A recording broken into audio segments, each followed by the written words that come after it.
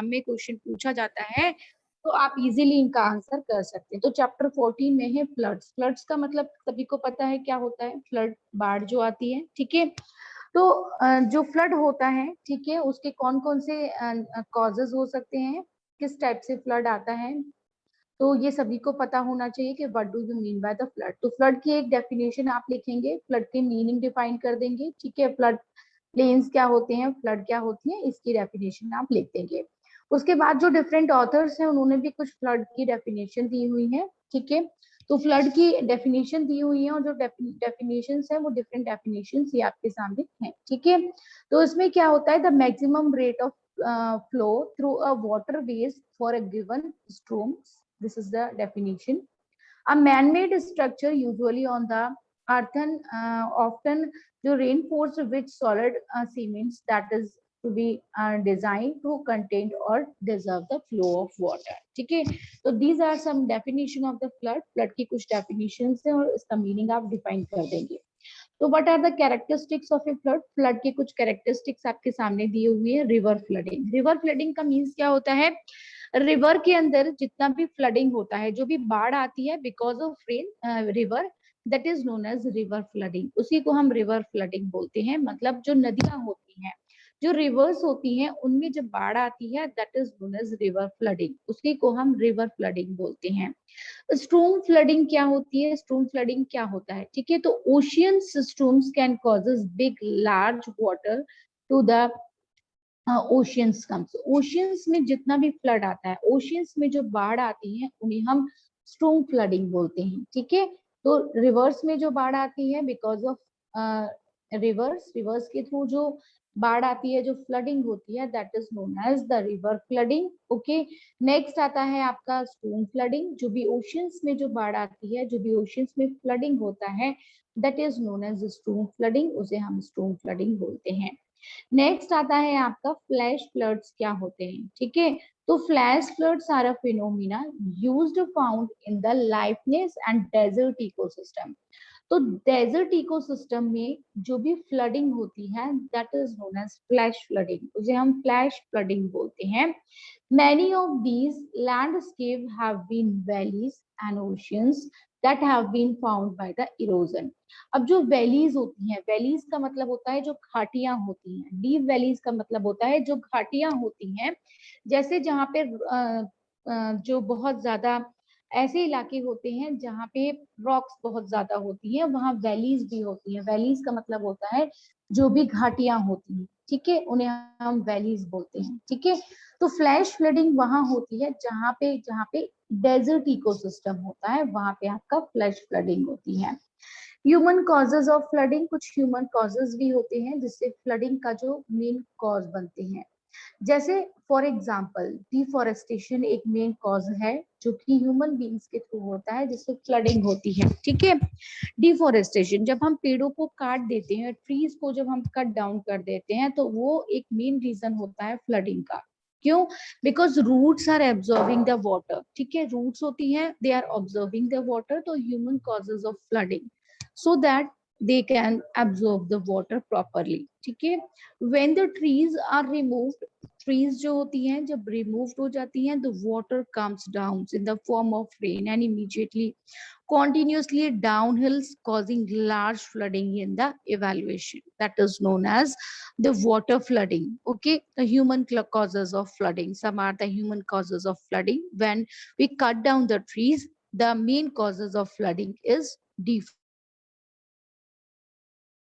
comes down in the form of rain, जो water comes down होता है in the form of rain and immediately continuously downhills, causing large flooding in the evaluation, that is known as the human causes of flooding. उसी को हम human causes of flooding बोलते हैं। जैसे deforestation मैंने बताया अभी आपको, ठीक है, this is the main causes of human cause. ये इस टाइप के फ्लड प्लेन्स हैं, the low area of the lands that is known as adjacent to the streams of the rivers in the flood water moves into during the flood, that is known as flood plains, उन्हीं को हम flood plains बोलते हैं। This is the picture of the flood plains, ठीक है। Low area of the land, ऐसे लो area of land होते हैं जहाँ पे क्या होता है, in which floods water move into during a flood, that is known as the flood plains. इस टाइप के जो फ्लड प्लेन्स होते हैं ये किसकी वजह से बनते हैं? बिकॉज ऑफ फ्लड, फ्लड की वजह से जो एरिया कैप्चर कर लेता है flood water, that is known as flood plains, उन्हीं को हम फ्लड प्लेन्स बोलते हैं। Flood plains in India, India के अंदर कुछ फ्लड प्लेन्स हैं जहाँ पे बहुत ज्यादा अमाउंट में फ्लड आते हैं, ठीक है।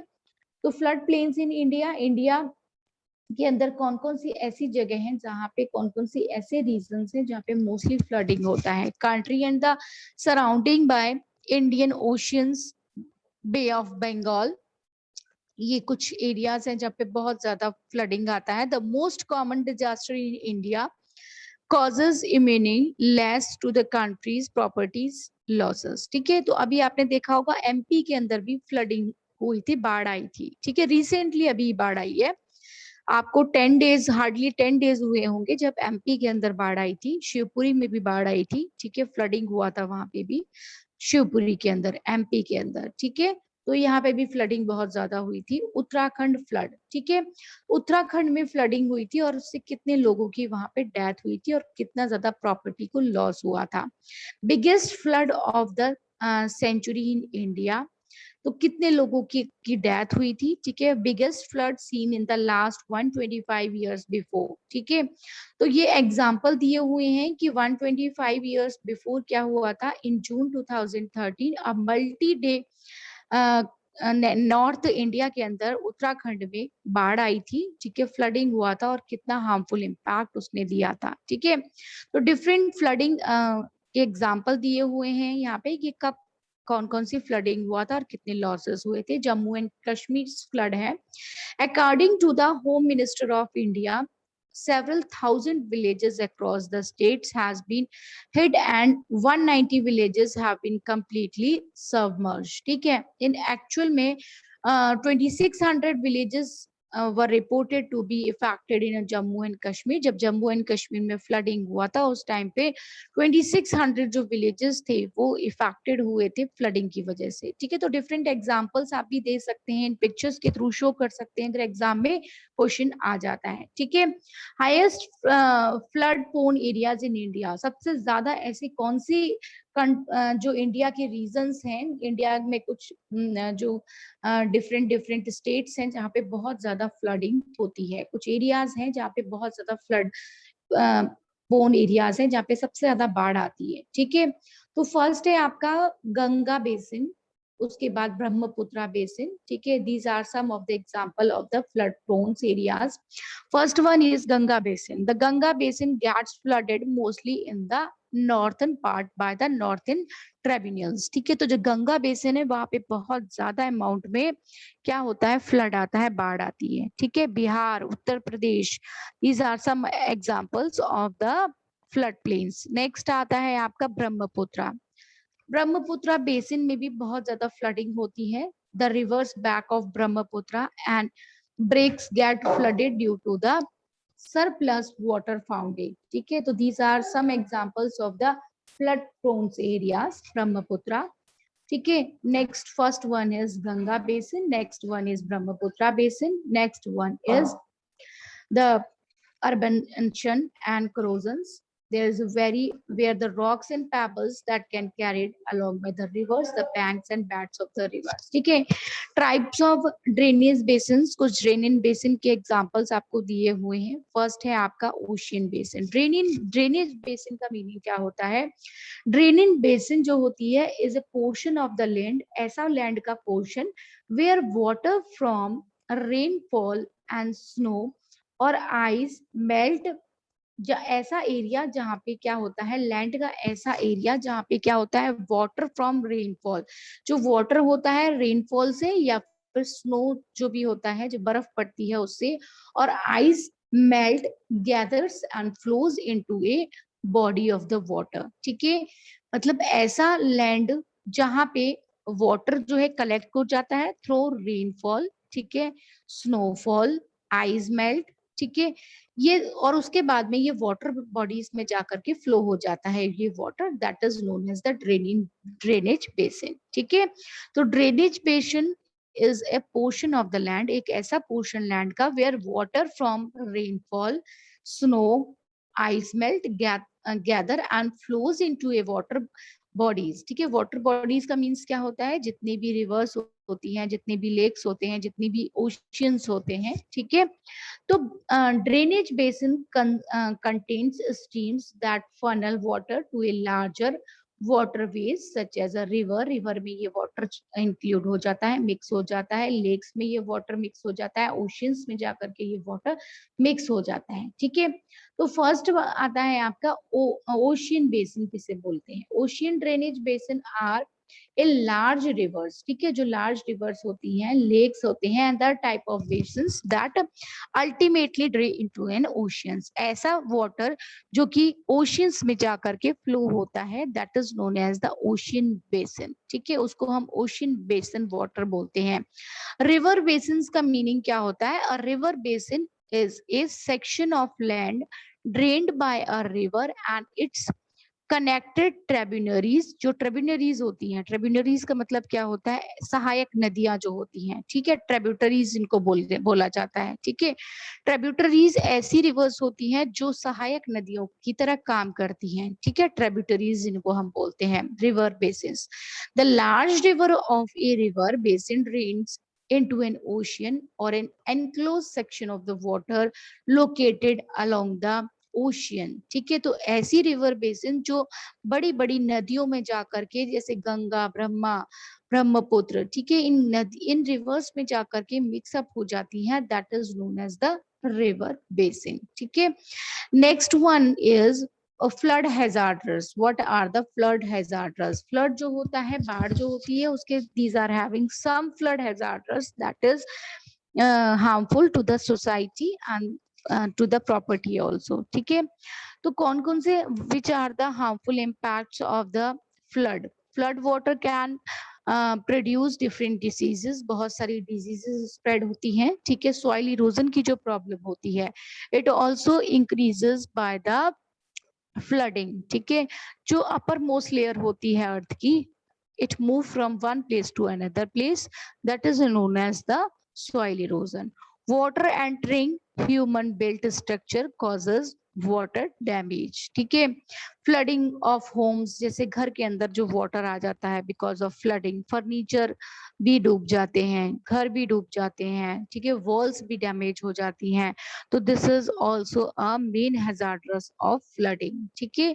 Next one is flooding of farmland can result in the crop loss. Crop production जो भी होता है, उनका भी लॉस होता है because of flooding. Crop production का मीन्स होता है जो भी आपके अनाज होते हैं, जैसे फॉर एग्जांपल व्हीट हो गया, राइस हो गया, these are the crops that is to be flow in by the flooding water, ठीक है। एंड जो भी लाइव स्टॉक्स, पैट्स होते हैं and other animals are often carried away, ठीक है। जितने भी पैट एनिमल्स होते हैं, लाइव स्टॉक्स एनिमल्स होते हैं, ठीक है, these are also affected by the flooding. Next one is humans can get caused in the high velocity flooding water and can draw into a water, ठीक है। कभी कभार हाई वेलोसिटी जो होती है वाटर की, उसे ह्यूमन बींग्स भी इवन फ्लो होने लगते हैं। नेक्स्ट है flood water can concentrate garbage, जो भी होते हैं टॉक्सिक पॉल्यूटेंट्स होते हैं, वो भी उनके साथ में फ्लो होने लगते हैं, and that can causes the secondary effect of health hazards. Different health hazards भी इंक्रीज होते हैं because of flooding. Next one is location of river channels में चेंजेस। जो रिवर्स के जो लोकेशन ऑफ चैनल्स होते हैं, it also changes by the flooding. Next आता है सेडिमेंट डिपॉजिट ड्यूरिंग फ्लडिंग, ठीक है। सेडिमेंट्स का मतलब क्या होता है, जो भी क्ले होती है, जो भी सेडिमेंट्स होते हैं, जो भी सैंड होती है, क्ले होती है, these are known as the sediments, ठीक है। तो sediments deposit during flooding, flooding के टाइम पे जो भी सेडिमेंट्स होते हैं, दे आर डिपॉजिटिंग, ठीक है, एक जगह इकट्ठे हो जाते हैं। कंकड़, पत्थर, पेबल्स जिन्हें हम बोलते हैं, ठीक है, वो सारे के सारे स्टोर हो जाते हैं बिकॉज ऑफ फ्लडिंग, ठीक है। नेक्स्ट आता है secondary hazards. These are the primary hazards of flooding. Next one is the secondary hazards of a flooding. This is the diagram, ये डायग्राम आपके सामने शो हो रहा है। Factors that helps in flooding, ठीक है, which factors are affected in flooding, flooding में कौन कौन से फैक्टर्स हैं जो इफेक्टेड हो रहे हैं। First one is ice dams, ठीक है, full reservoirs, deep snow melt, उसके बाद में high rivers and steam levels, these are the factors that helps the rivers, ठीक है। तो नेक्स्ट वन इज ये आपको मैंने बता दिए कि कौन कौन से फ्लडिंग के which are what are the causes and what are the hazards of flooding. Primary hazards आपको एक्सप्लेन कर दिए हैं। नेक्स्ट वन इज, नेक्स्ट है आपका secondary hazards. What are the secondary hazards, ठीक है। तो कौन कौन से आपके सेकेंडरी हैजार्डस हैं जो कि इम्पैक्ट करते हैं आपके फ्लडिंग के ऊपर, ओके।